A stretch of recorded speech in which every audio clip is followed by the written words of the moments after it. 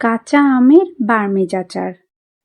টক ঝাল মিষ্টি স্বাদে এই আচারটা খেতে অসাধারণ লাগে। আমের আচার বানাতে গেলে একটাই প্রবলেম, আম ভেঙে যায় অথবা আম একেবারেই গলে যায়। আজকে কিছু টিপস শেয়ার করব যেগুলো ফলো করে আমের আচার বানালে আপনাদের আমের আচারও এরকম পারফেক্ট হবে। চলুন তবে দেখে নেই আজকের এই দারুণ মজার কাঁচা আমের আচার রেসিপিটি। প্রথমে এখানে 1/4 কাপের মতন সরিষার তেল নিয়ে নিয়েছি, 2 কোয়ার মতো রসুন কুচি আর অল্প কিছু আদা কুচি এবং ফ্লেভারের জন্য সামান্য একটু দারচিনি, এলাচ এবং তেজপাতা দিয়ে দিলাম। এগুলো তেলের সাথে খুবই সামান্য একটু ভেজে নিতে হবে। সামান্য ভেজে নেব, জাস্ট হালকা একটু ব্রাউন কালার আসলেই হয়ে যাবে, বেশি ভাজলে তেতো লাগবে। এবার দিয়ে দেব শুকনা মরিচ এবং পাঁচফোড়ন। পাঁচফোড়নটা প্রথমে দিলে কিন্তু পুড়ে যাবে, আর পুড়ে গেলে খেতেও তেতো লাগবে। এগুলোকে একটু ভেজে দিয়ে দিব লাল মরিচের গুঁড়া। এখানে আমি ঝালের জন্য 1 চামচ পরিমাণ লাল মরিচের গুঁড়া দিয়েছি। পরবর্তীতে আবারও চিলি ফ্লেক্স দিব। লাল মরিচের গুঁড়া সামান্য একটু নাড়াচাড়া করেই দিয়ে দিতে হবে আম, তা না হলে মরিচের গুঁড়া একদমই পুড়ে যাবে। এখানে 2 কেজি পরিমাণ আম আমি আগে থেকেই কেটে ধুয়ে নিয়েছি, আর আমটাকে লবণ পানি দিয়ে ভালো করে ওয়াশ করে নিয়েছি। লবণ পানি দিয়ে আম ওয়াশ করে নিলে আমের যে অতিরিক্ত একটা কষ ভাব সেটি দূর হয়ে যাবে এবং অতিরিক্ত টক ভাবটাও কিছুটা দূর হয়ে যায়। এবার দিয়ে দিব লবণ। যেহেতু 2 কেজি আম আমি এখানে 1 চা চামচ পরিমাণ লবণ দিয়ে দিয়েছি। এবার এই আমগুলোকে এই মশলার সাথে কিছুটা সময় কষিয়ে নেব।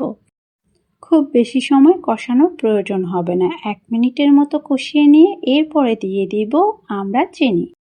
2 কেজি আমের জন্য আমি এখানে প্রায় 4 কাপের মতন চিনি ব্যবহার করেছি।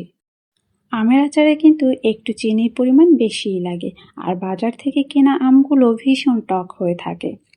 আমি যেহেতু টক মিষ্টি ঝাল আচার বানাবো আর টকের পরিমাণটা একটু কম রাখছি, মিষ্টির পরিমাণটা একটু বেশি রাখছি, যার কারণে আমার 4 কাপ পরিমাণ চিনি প্রয়োজন হয়েছে। এবার এই চিনিটার সাথে আমটা একটু মিক্সড করে অল্প জাল দিয়ে কিছুক্ষণ রেখে দিব।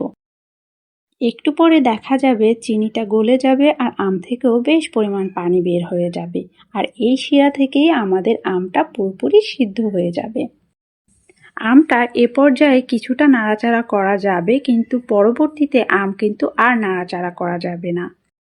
তাই যতটুকু নাড়াচাড়া করার এখনই করে নিতে হবে, আর আমের শিরার ভিতরে আমগুলো খুব ভালো করে ট্যাপ করে ডাবিয়ে নিতে হবে।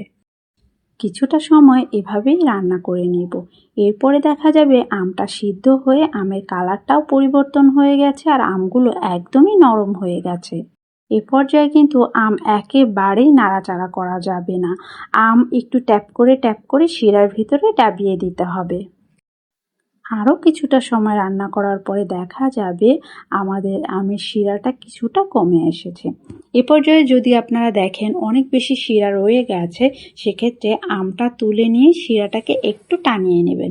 এরপরে আবারও আমটাকে সেই শিরার ভিতরে দিয়ে নেবেন, তা না হলে আম একেবারে গলে যেতে পারে। আমি যেহেতু চুলার জাল বাড়িয়ে দিয়েছিলাম, শিরাটা এমনিতেই টেনে গেছে, তাই আমি আর আম তুলে নিচ্ছি না, এই শিরার ভিতরেই আমটাকে জাল করে রান্না করে নিচ্ছি।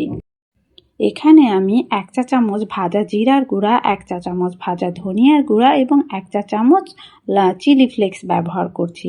আমার কাছে এগুলো গুঁড়ো করা ছিল, তাই আমি এভাবেই ব্যবহার করছি। আমের আচার দীর্ঘদিন ভালো রাখতে চাইলে এই পর্যায়ে অল্প কিছুটা সিরকা ব্যবহার করতে পারেন। আমি আজকে আর ব্যবহার করছি না। একটু পরেই দেখা যাবে আমাদের শিরাটা অনেকটাই টেনে গেছে, তবে এর থেকে বেশি আর আমরা শিরা টানাবো না। কিছুটা শিরা থাকা অবস্থায় চুলা অফ করে দেব, কারণ এটা ঠান্ডা হলে শিরাটা একদমই টেনে ঘন হয়ে যাবে আর এটার কালারটাও কিন্তু একেবারে চেঞ্জ হয়ে যাবে। এবার চুলা অফ করে দিলাম। সারা রাত রেখে দেওয়ার পরে দেখতেই পাচ্ছেন আমের কালারটা চেঞ্জ হয়ে গেছে এবং আমাদের শিরাটাও কিন্তু পুরোটা টেনে একেবারে আমের ভিতরে ঢুকে গেছে। আর দেখতেই পাচ্ছেন একটি আচারও কিন্তু ভেঙে যায়নি, সবগুলো আচারই একদম আস্ত আছে। এভাবে আচার তৈরি করলে আমের স্বাদ যেমন পারফেক্ট থাকে, তেমনি আচারগুলো কিন্তু একদমই পারফেক্ট হবে। আচার একদমই গলে যাবে না, তবে সফট হবে, নরম হবে আর ভেতর পর্যন্ত শিরা ঢুকে আমটা খেতে অসাধারণ লাগে।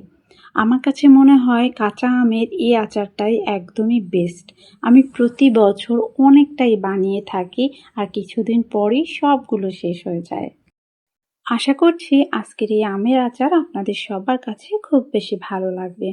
আজকে তাহলে এ পর্যন্তই। আল্লাহ হাফেজ।